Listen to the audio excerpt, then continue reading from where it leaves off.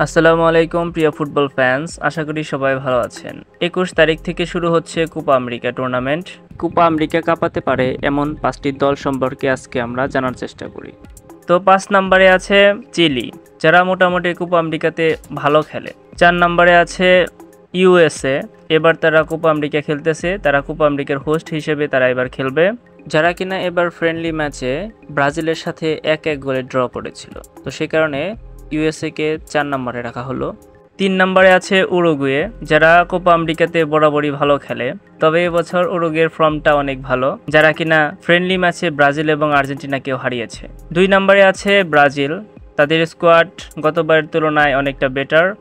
এবং 1 নম্বরে আছে বর্তমান চ্যাম্পিয়ন আর্জেন্টিনা, যারা এবছরও কোপা আমেরিকার ফেভারিট, তাদের স্কোয়াডও অনেকটা শক্তিশালী। তো আপনার কাছে এদের মধ্যে কোন দলটা কোপা আমেরিকা চ্যাম্পিয়ন হবে তা অবশ্যই কমেন্ট বক্সে জানাবেন, এবং আপনারাও আপনাদের সেরা 5টা দল অবশ্যই কমেন্ট বক্সে সিরিয়াল করে লিখে দেবেন।